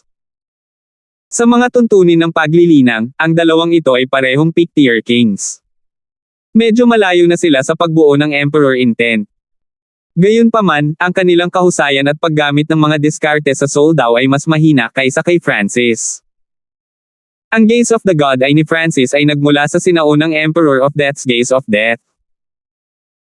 Ginamit pa ni Francis ang Gaze of the God Eye na ito laban sa Emperor of Death, at nalampasan nito ang orihinal na pamamaraan. Sa puntong ito, isinama din niya ang Dao of Illusion. Hindi alam ni Francis kung gaano katulala si Godfrey sa likuran niya. Kaya, ito ang Left-Eyed Heavenly Emperor. Huminga ng malamig si Godfrey. Dahil siya ay nasa likod ni Francis, nakita niya ang mga kaluluwa ng Blue Serpent King duo na dahan-daang umalis sa kanilang mga katawan habang ang takot at gulat ay lumitaw sa kanilang mga mukha. Nang malapit ng patayin ni Francis ang dalawa. Tumigil ka. Isang malamig na boses na tila naghahari sa mundo ang umalangaw-ngaw sa hangin. Ungol. Ang dagandong ng Black Destruction Serpent Dragon ay tumunog mula sa loob ng katawan ng Blue Serpent King at ng Thousand Changes Illusionist Dragon. Isang iskarlate itim na apoy ang biglang nagsimulang kumurap sa kanilang mga mata habang ang isang layunin na maaaring sirain ang anumang bagay sa landas nito ay pinakawalan. Boom! Ang lilang ilusyon na kidlat ay nakipagsagupaan sa iskarlate itim na apoy sa dimensyon ng kaluluwa. Sa sanga, nanginginig ang figure ni Francis habang nanginginig ang kanyang kaluluwa. Black Destruction Serpent Dragon. Ang pagtingin ng mata ng Diyos ni Francis ay agad na nagambala, at ang mga kaluluwa ng Blue Serpent King duo ay bumalik sa kanilang mga katawan. Ano? Ang aking substandard na sandata ng Diyos. Gagamitin na sana ng Blue Serpent King ang Misty Spatial World ngunit nalaman niyang nawala na ang arm guard sa kanyang braso. Meow meow. Sa isang kislap ng pilak at kulay abo, isang kasing laki ng palad na kulay abo na pusa ang lumitaw sa balikat ni Francis. Magnanakaw na pusa, good job. Bahagyang ngumiti si Francis habang inilalagay ang substandard na God Arm Guard sa kanyang braso. Habang ang mga kaluluwa ng Blue Serpent King duo ay nahihirapan, ang maliit na paws ang magnanakaw ay madaling nakaagaw ng Misty Spatial World mula sa Blue Serpent King. Tumakas tayo. Isang madilim na berdeng flash ng ilaw ang kumurap sa likod ng Thousand Changes Illusionist Dragon. Sure! Ang Blue Serpent Dragon at ang Thousand Changes Illusionist Dragon ay nawala, at ang kanilang mga aura ay nagsanib sa kagubatan. Tulad ng inaasahan, nag-iwan ng trick ang Black Destruction Serpent Dragon sa dalawang iyon.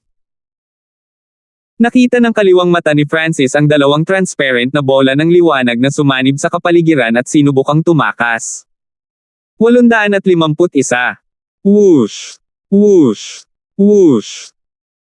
Si Angelica, Senior Marshal Brother Hugh, at ang grupo ng mga henyo ay sa wakas ay dumating malapit sa puno, ngunit sa oras na dumating sila, ang Blue Serpent King at ang Thousand Changes Illusionist Dragon ay tumatakas na pagkatapos ng kanilang engkwentro kay Francis. Sa mas tiyak, ang duo ay walang anumang kakayahan upang labanan ang Francis's Gaze of the God Eye at halos hindi sila makaligtas. Bagamat hindi napatay ang duo, kinuha ni Francis ang kanilang substandard na sandata ng Diyos, ang Misty Spatial World. Bagamat may kasakiman at hindi pagpayag sa mga mata ng dumarating na hari matapos makita si Francis na nakakuha ng isang substandard na sandata ng Diyos, mas nagkaroon ng takot at pagkabahala.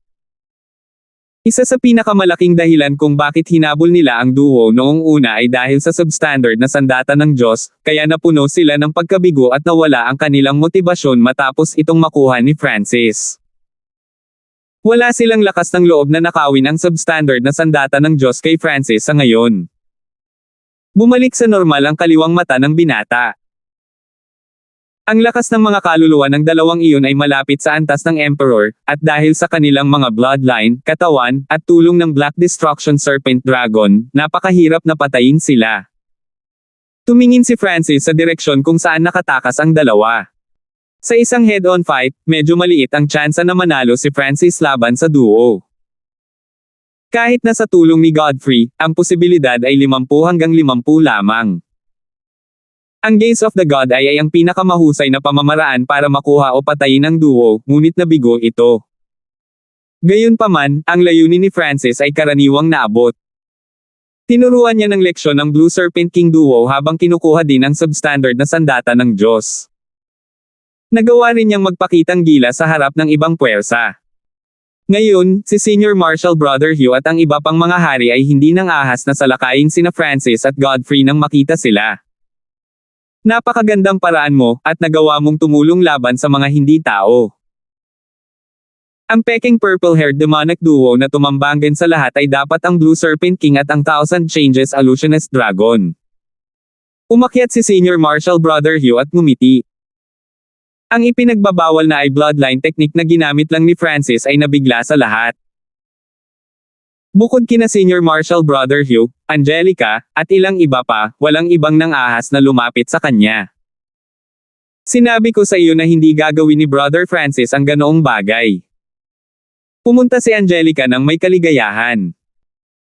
Kanina lang, nag-alala siya nang makita niyang nakatayo si Francis laban sa Blue Serpent King Duo, ngunit sa pagtatapos ng araw, siya pa rin ang taong iyon sa puso niya, ang taong hinahangaan at hinabol niya.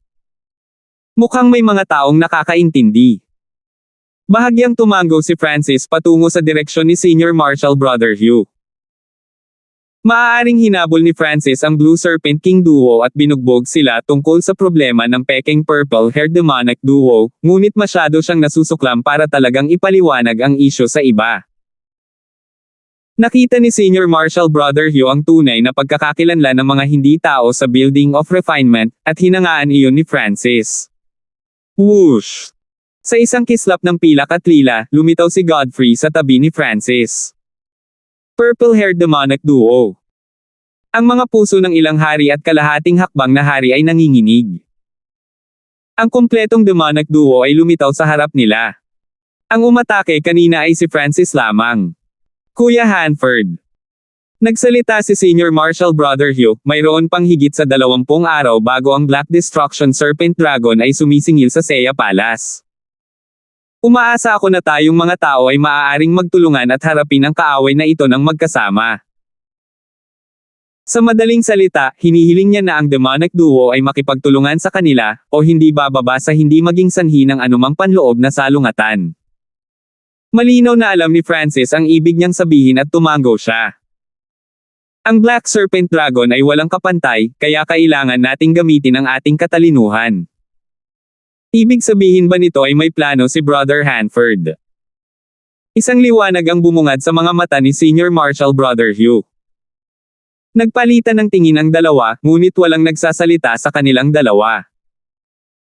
Bagamat wala ng mark of destruction si Francis, hindi iyon nangangahulugan na si Senior Marshal Brother Hugh ay ganoon din. Ungol. Sa labas ng Seiya Palace, ang itim na kaliskis na katawan ng Black Destruction Serpent Dragon ay umikot sa hangin habang ginagamit nito ang mga kuko at buntot nito para bumasag laban sa God's Forbidden Array. Sa paglipas ng panahon, mas maraming mga depekto at butas ang nagsimulang lumitaw sa God's Forbidden Array. Humihina na ang depensa nito. Ang bawat isa sa loob ng Seiya Palace ay isang hakbang na palapit sa kamatayan sa bawat sandali na lumilipez. Tiyak na alam ni Francis na ang Black Serpent Dragon ay walang kapantay. Pagkatapos ng lahat, ito ay dating isang pag-iral na maaaring lumaban sa isang sinaunang Diyos. Sa pinakamababa, ang Black Serpent Dragon ay isang demigod, at malamang na nakarating na ito sa Heavenly Divine Realm. Hahaha. Ang God's Forbidden Array ay mas mahina kaysa sa inaakala ko. Makakapasok ako sa Seiya Palace sa loob ng 20 araw. Isang nakakalokong tawa ang umalangaw-ngaw sa Seiya Palace nang lumitaw ang isang lumalakas na intent of destruction. Ang puso ng sinumang may marka ng pagkasira ay nanginginig. 20 araw na lang ang natitira. Naging mabigat ang puso ng maraming eksperto sa loob ng Seiya Palace. Sa puno. Maraming maaaring mangyari sa loob ng 20 araw. Dahan daw ang bumangon si Francis na may kalmadong tingin. Parang hindi siya napunta sa mga ganitong delikadong sitwasyon noon. Noong araw, pumasok siya sa Purple Saint Ruins bilang isang outsider at humarap sa 3 two-star forces ng mag-isa bilang isang spirit realm. Ang paghabol sa kamatayan ay lubhang mapanganib din. Siya ay hinabol ng isa sa pinakamatanda at makapangyarihang emperador ng Karagatangkang sa loob ng ilang taon. Gayunpaman, sa pagkakataong ito, ang kalaban ay isang pag-iral na hindi niya kayang talunin. Pumunta tayo sa Building of Refinement. Tumalon sa lupa sina Francis at Godfrey. Naalala niya na mayroon pang ilang kumpletong item sa gutay-gutay na rack ng armas, kabilang ang isang kalasag at ilang mga palaso. Whoosh! Whoosh! Whoosh! Bumalik din sa Building of Refinement ang mga henyo na humabol sa Blue Serpent King Duo. Sina Francis at Godfrey ay hindi mabilis o mabagal. Hayaan mong suriin ko muna itong substandard na sandata ng Diyos. Dama po ang tingin ni Francis sa arm guard sa kanyang braso. Ang material ng armguard ay tila tanso at pilak, ngunit ito ay mukhang napaka-normal. Gayunpaman, kung titingnang mabuti, madarama ng isa na ito ay lubhang luma at kawili-wili. Ang Misty Spatial World ay isang supportive na space type na substandard na sandata ng Diyos.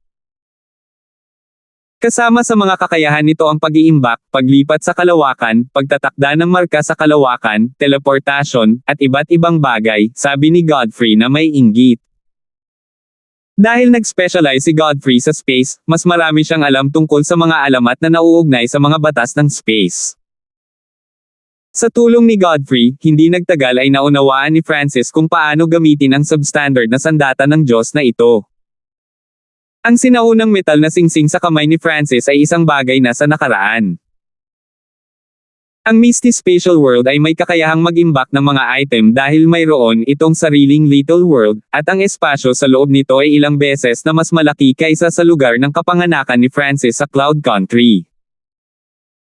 Higit pa rito, ang munting mundo na ito ay hindi lamang sa mga unang yugto ng halos hindi na pagkakataon tulad ng isang normal na mundo ng emperador.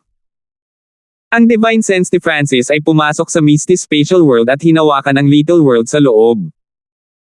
Ang little world na ito ay katulad ng Purple Saint Roland's. Mayroon itong sariling mga batas, bundok, ilog, hangin, tubig, at heaven earth yuan chi. Mayroong kahit ilang mga hayop at tao. Tulad ng inaasahan sa isang substandard na sandata ng Diyos. Hindi mapigilan ni Francis na mapasigaw.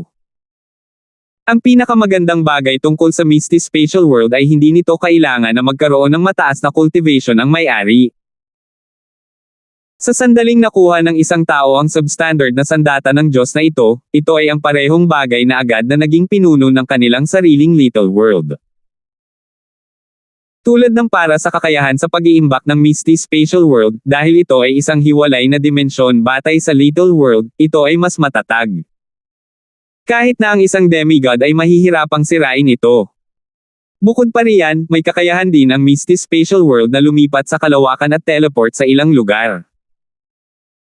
Sa teorya, hanggat may sapat na kapangyarihan, magagamit natin ang Misty Spatial World para agad na makabalik sa Kang Ocean kung magtatakda tayo ng spatial mark pababa sa True Martial Sacred Land, sabi ni Godfrey nang may pag-asa. Bumalik sa Kang Ocean. Napatalon si Francis sa takot. Ang Misty Spatial World ay may ganoong kapangyarihan. Hindi lang ang may-ari ng Misty Spatial World ang maaaring mag-teleport. Ang may-ari ay maaari ding maglipat ng iba pang mga bagay sa malalayong lokasyon, dagdag ni Godfrey. Kakayahang lumipat. Tuwang-tuwa si Francis. Bagamat ang substandard na sandata ng Diyos na ito ay walang gaanong lakas sa pakikipaglaban, ang mga kakayahang pansuporta nito ay lumalaban sa langit, at ang tunay na halaga nito ay malamang na malapit sa isang sandata ng sinaunang Diyos. Sa kasamaang palad, hindi tayo maaaring mag-iwan ng spatial mark sa labas ng mundo mula rito, kung hindi, maaari tayong bumalik sa kontinente anumang oras na gusto natin. Hindi na natin kailangang matakot sa Black Destruction Serpent Dragon, nang hihinayang dagdag ni Godfrey. Siguro, pero baka hindi. Umiling si Francis. Ang God's Forbidden Array sa paligid ng Seiya Palace ay napakalakas, kaya ang mga bagay na maaaring mangyari sa mga normal na lugar ay hindi maaaring mangyari dito. Gayunpaman, kahit na noon, sina Francis at Godfrey ay bahagyang nanghihinayang. Kung nakuha ni Francis ang substandard na God weapon na ito sa labas ng mundo at nag-iwan ng spatial mark, maaari siyang agad na mag-teleport palayo sa karamihan ng mga lugar. Siyempre, may ilang natitirang spatial mark sa substandard na sandata ng Diyos mismo, ngunit napakalayo ng mga ito para maramdaman, kaya hindi sila magagamit upang mag-teleport palabas dito. Kahit na nararamdaman niya ang mga ito, ayaw ni Francis na gamitin ang mga ito. Sino ang nakakaalam kung anong uri ng death trap ang maaaring mapunta sa kanya? Seng! Seng! Pumasok sina Francis at Godfrey sa 6 na panig na Building of Refinement. Guro. Ang Silver Armored na si Chow ng Sky Suspension Palace ay nagpadala ng pribadong mensahe kay Francis. Sa pamamagitan ni Chow, nakikita ni Francis ang nangyayari sa Building of Refinement kahit hindi siya pumasok dito. Sa hangin sa loob ng Building of Refinement, ang pag-usad patungo sa kalawang na tansong espada, sa hubog na talam, at sa bingot na palakol ay mas mahusay kaysa dati. Sa gitna nila, ang ancient god level na kalawang bronze sword ay naglalabas pa rin ng makikinang na sinag ng berdeng sword light na nakipag-ugnayan sa sword light na ang Little Sword Saint. Nakabuo sila ng balanse sa hangin, at nilabag pa nila ang paghihigpit sa paglipad sa Seiya Palace. Malabong makita ng isang tao ang kamay ng Little Sword Saint na hinawakan ang kalawang na tansong espada, at natakpan siya ng kapangyarihan ng punit na espada ng sinaunang Diyos na kahit ang mga emperador ay hindi nang ahas na hawakan. Sa kabilang banda, ang dalawa pang substandard na sandata ng Diyos ay malapit ng mapaamo. Ang bingot na palakol ay dumaong sa itaas ng tatlong imperial na prinsipe. Ang ikawalo, ikasyam, at ikalabintatlong prinsipe ay nakipagtulungan at ginamit ang kanilang lihim na pamamaraan ng bloodline upang sa wakas ay makakuha ng ilang pagkilala mula sa substandard na sandata ng Diyos na ito. Gayunpaman, ang may pinakamaraming pag-unlad ay ang hubog na talam. Halika! Si Weston ay bumuo ng hindi mabilang na mga alon ng liwanag mula sa kanyang kamay, na bumabalot sa kurbadong talam. Kasabay nito, napuno ng hangin ang kanyang emperor-level magnificent power and intent, at isang kakaibang piraso ng jade sa kanyang leeg ang naglabas ng kumikinang na puting liwanag na tumakip sa kanyang katawan. Wenjiang. Ang hubog na talam ay nanginginig at biglang naging isang snow-white crystal scaled blade na dumapo sa kamay ng gwapong binata. Sa sandaling ito, isang malanyebe na kidlat ng blade light ang bumalot sa hangin, at isang hindi maipaliwanag na puwersa ng talam ang lumiwanag sa bunganga. Ang mga katawan ng lahat ng mga hari ay nanginginig, at pakiramdam nila ay madudurog na ang kanilang mga kaluluwa. Nahawakan ni Weston ang Snow White Crystal Scaled Blade, at ang kanyang gwapong mukha ay namula. Sa sandaling ito, sina Francis at Godfrey ay pumasok sa Building of Refinement. Salamat po at sinamahan ninyo ako, ingat lagi mga master.